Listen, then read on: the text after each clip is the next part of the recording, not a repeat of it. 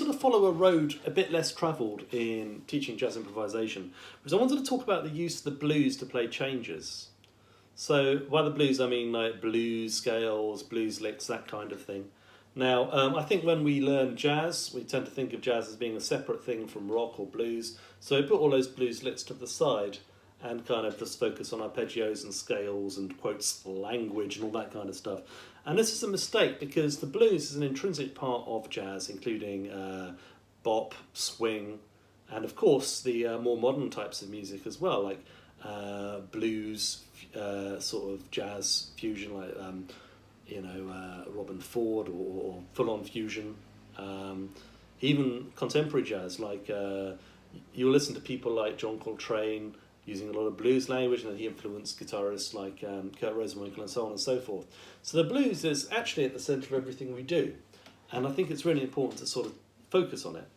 Now, on this type of guitar, I don't quite have the freedom to play those kind of bendy blues licks. I've got the wrong kind of strings on this guitar, but I think that's quite a good way of sort of just highlighting that there are other kind of jazzy blues licks. Like if I play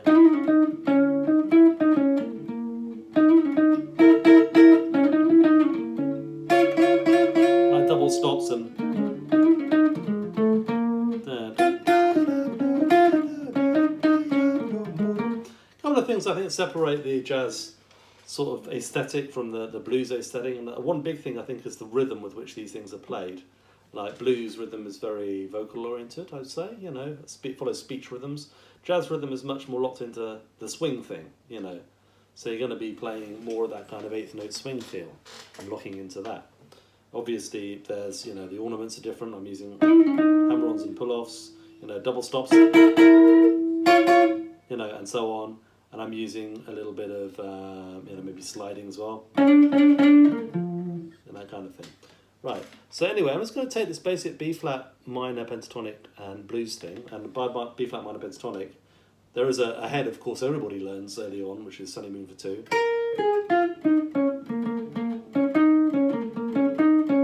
Which is just a B-flat minor pentatonic descending. Everybody learns that one when they're starting out. So right away, there's that connection. And if we add in the E, which adds in a little bit of extra spice, and then you get the full blues scale. And I'm just going to play it over this. It's a B-flat blues progression, jazz chord progression, so it's got some extra secondary dominance in and things, but the basic thing still works perfectly well over this progression.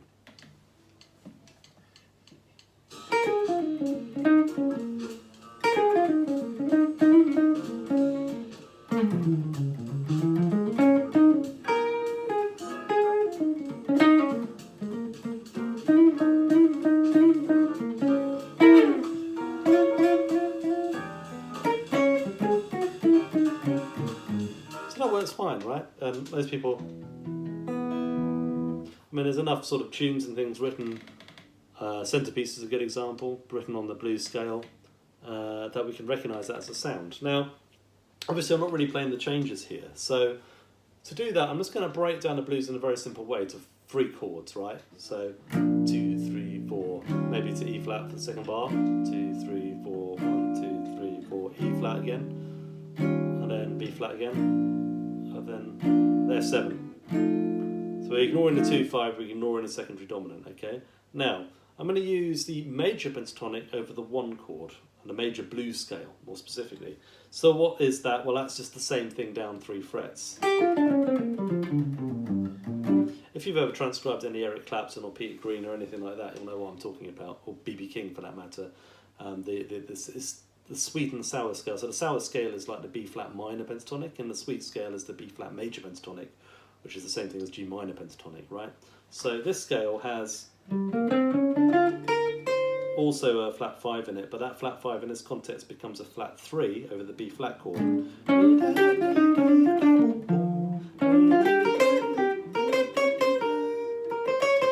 Which adds a bit of bluesiness over that first chord. There we go. So what we're going to do is play that first scale, that major scale, over the B-flat chord. And the E-flat 7, we're going to play the minor pentatonic. And with this extra flat 5, you actually get that E diminished sound a little bit as well, which you find in many versions versions of the blues. And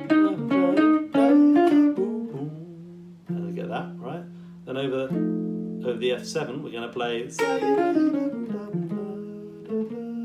this B flat minor pentatonic scale. And you'll notice that I've just added in a little passing tone, which is the A, which can give that a little bit more dominant character. So I'm going to play this over the blues now, so you can hear how it sounds.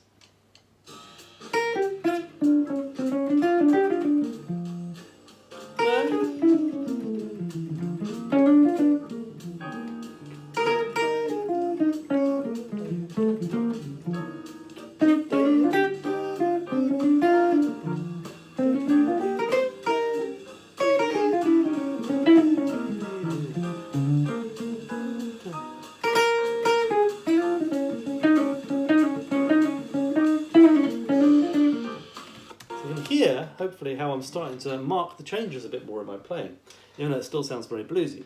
Now, there's a couple of interesting characteristics about those scales. I've already mentioned the use of the flat 3. Now, that flat 3, such a standard sound in bop and swing and everything else. Now, there's some nice little licks you can dig out, like I love this kind of Charlie Christian one, which is the 6th against the flat 3, making a really pungent tritone. That's really fun. You can do another version up here. What's that? That's the one I was looking for. So that's a great sound. Now on the E flat 7, you've got the flat 5, which gives a little bit of that E or diminished, or maybe 4 flat 9 character. And then we can use the flat 3 in a major to get us back into the B flat chord. Now, perhaps the most interesting one of the ways is over the F7, because you got the 7th, you've also got the flat 3rd or sharp 9, and you've also got the 7 sharp 9 as well. So those are two important alterations to the dominant chord, which you might think of as being more modern, but you can access them through the blues scale. And you can use the A there as well to sweeten up a little bit. Interestingly, I think it's Dave Liebman in his book A Chromatic Approach to Jazz Harmony and Melody, I think that's the name of the book, says that is where he thinks those alterations to the altered dominants come from. I think he cites Ellington, and you can definitely hear it. I think I would go with that. Seems like a nice description of where it came from. Okay, so this gives us a way of playing over all 3 important functions of the key. So we have the tonic, the subdominant, and then we have the dominant. Okay, so we've got those 3 basic functions, and for a lot of jazz tunes, that's all you need. I just want to point out that it's so common in Charlie Parker's music, for instance, to have the subdominant chord be a 7th. It's not so common in earlier music like Lester Young or whatever, but you definitely hear it in Charlie Parker, and very often he'll play a blues lick over that. So if you listen to Confirmation, excuse me, and it goes, so like he would use that as a way of playing over the 4 chord. So obviously we've got this over the blues. Now how do we apply it to another tune? And I want to sort of really talk about rhythm changes here, because rhythm changes is kind of a form of the blues in my opinion.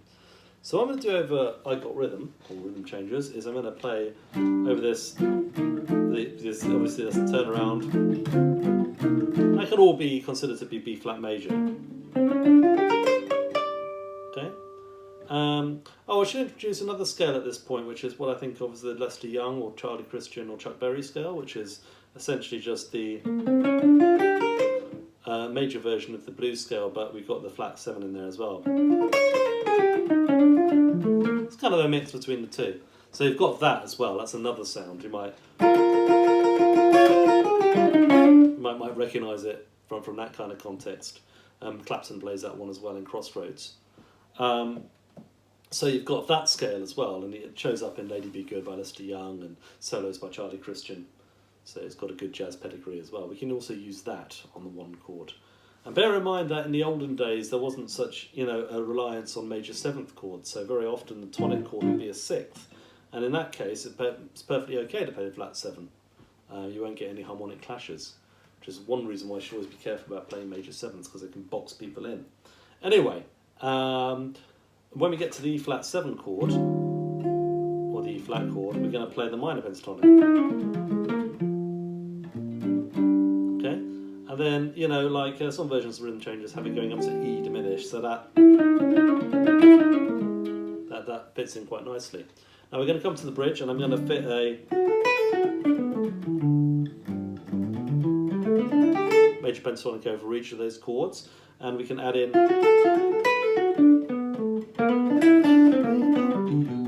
our flat 3 as well from the major blues. Okay, so let's give that a go.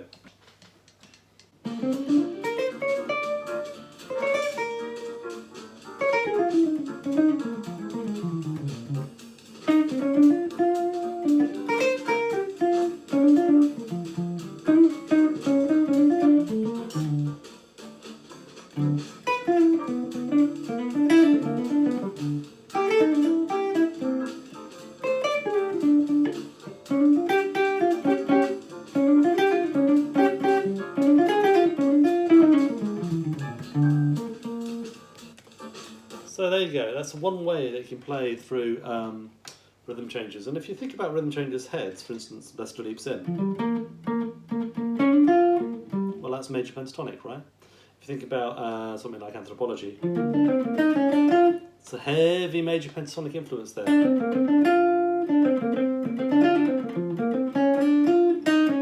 There's a wraparound there. The 4th is not part of the major pentatonic or major blues scale, but it seems like a logical addition to it. And you can see that there's a little bit of a kind of porous membrane between playing blues and playing changes, which is quite nice. So now I just want to move on to something very different, which is not really a bluesy form, which is Out of Nowhere. And again, I got the idea of playing this tune this way from listening to Stan Getz. He often plays very bluesily over this tune. So the big chord that you've got to watch out for in Out of Nowhere, and we're changing key now to G, so we've got G major and minor pentatonic. The big chord that stands out says E flat 7. I mean, versions of the chart have that as a 2/5. I'm just thinking of the E flat 7. Over that, we can play the minor blues going from 5. So that gives us the 7th. Got a 3rd in that chord. Sounds great, right? Now, over the A, then there's this blitzness. I'm going to stay on G for the minute. Create a slightly exotic minor pentatonic modi sort of sound.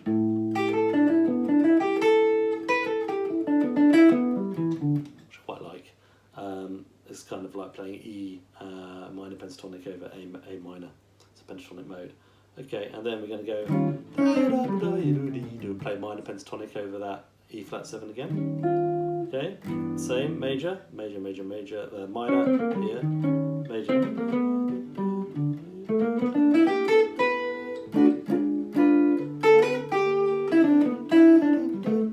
And then we go to C minor 6th, and over that we're just going to play. And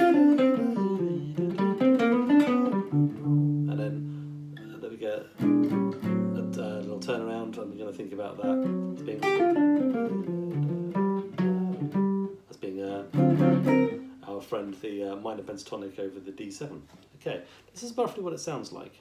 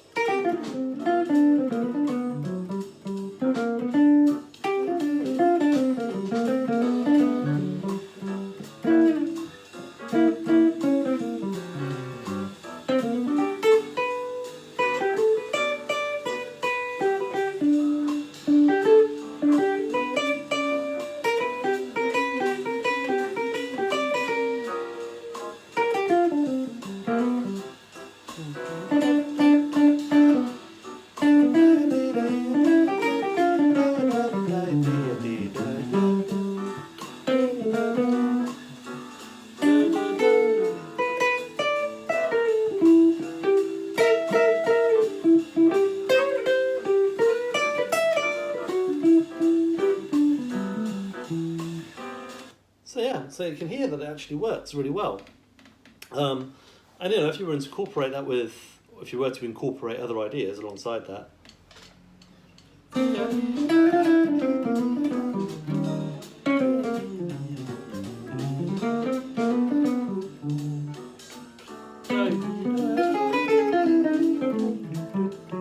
Some conventional changes playing.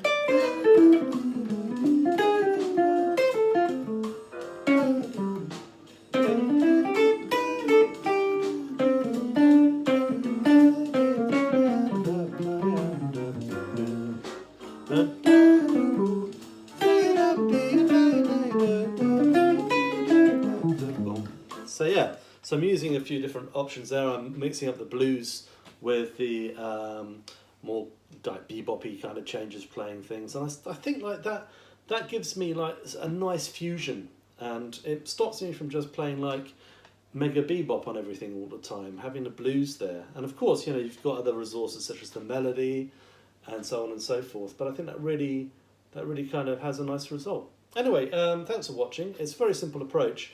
There are some tunes that it really won't work on. Like I don't think you can try it on Coltrane changes, for instance. I don't think that'll work at all. But there's nothing stopping you kind of using it on a lot of these older tunes, especially like swing era tunes. And if you listen to swing era players play this stuff, you'll hear this kind of thinking being used all the time.